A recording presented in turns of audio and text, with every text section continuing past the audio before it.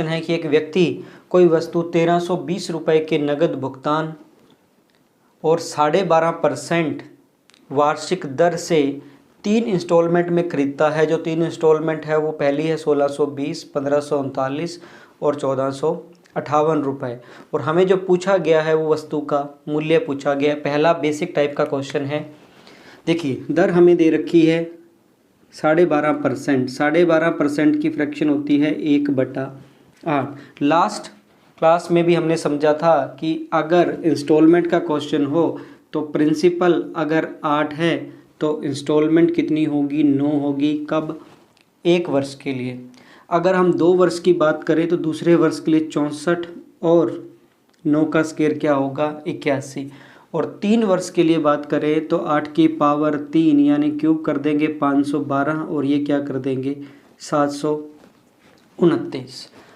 Last class के जो भी क्वेश्चन थे वहाँ इंस्टॉलमेंट क्या थी, किस्त क्या थी, बराबर थी। यहाँ किस्त क्या है, अलग अलग है। ये बिल्कुल बेसिक टाइप का क्वेश्चन है। धीरे धीरे इसका लेवल 8 से 10 क्वेश्चन इस वीडियो में हम करेंगे और उससे ये कंप्लीट कंसेप्ट आपका क्लियर हो जाएगा कि अनइक्वल इंस्टॉलमेंट में कितने टाइप के क्वेश्चन बनते हैं एग्ज़ाम में।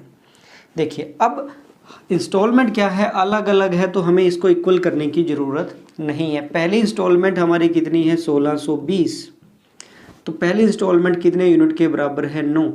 और हमें अमाउंट यानी जो प्रिंसिपल है या वस्तु का मूल्य है वो कितना यूनिट है 8। तो 9 यूनिट की वैल्यू दे रखी है और यहाँ 8 का गुणा कर दूँ तो मुझे यहाँ से पता लग जाएगा कि पहली इंस्टॉलमेंट जो पे की गई थी वो कितने रुपए की थी।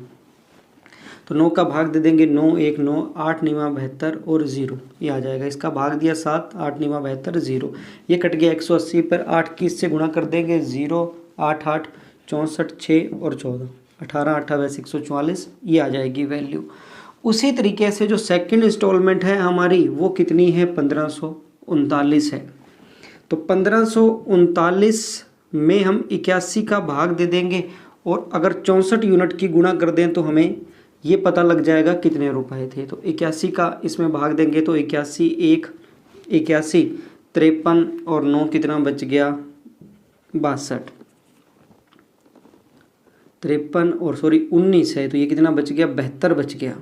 अब देखने से पता लग रहा है 8 9 72 और 9 1 9 यानी ये किस पर कट गया 19 पर कट गया।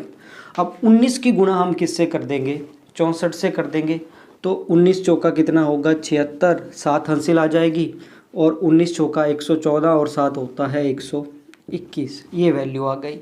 अब बात करते हैं थर्ड इंस्टॉलमेंट की जो कितना यूनिट है 729 और वो है कितना 1458।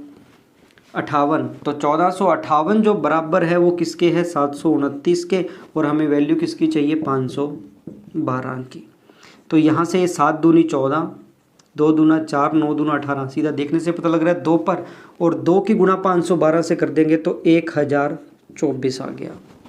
यानी जो पहली इंस्टॉलमेंट चुकाई गई थी उसकी राशि थी 1440, दूसरी इंस्टॉलमेंट चुकाई गई है वो किस राशि का चुकाया गया 1216 का और तीसरी इंस्टॉलमेंट जो चुकाई गई है वो 1024 की। इन सबको जोड़ देंगे 6 और 4 10 और 0 इधर है 2 3 7 और 1 8 आ जाएगा, 2 और 4 6 आ जाएगा और 3 आ जाएगा। यानी 3680 रुपये जो इंस्टॉलमेंट चुकाई गई है वो वस्तु का टोटल मूल्य था।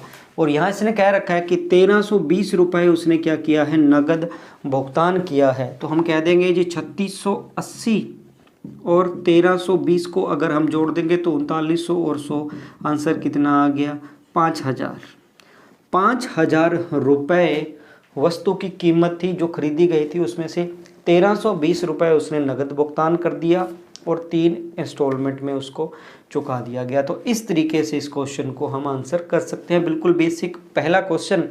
अभी इस क्वेश्चन में एक चीज़ एक्स्ट्रा और पूछी जा सकती है। इस क्वेश्चन में या तो ये पूछेगा वस्तु की कीमत कितनी थी, आंसर कितना आ गया हमारा 5000 आ गया। यहाँ ये भी पूछा जा सकता था कि उसने कितने रुपए ब्याज चुकाया। दूसरी चीज़ इसमें ये पूछी जा सकती है। तो अभी एक एग्जांपल मैं और इंक्लूड करूँगा, उसमें हम वस्तु का मूल्य भी निकालेंगे, साथ में ये कंसेप्ट भी देखेंगे कि जो ब्याज है वो कैसे फाइंड किया जा सकता है कि उसने कुल कितने रुपए ब्याज चुकाया।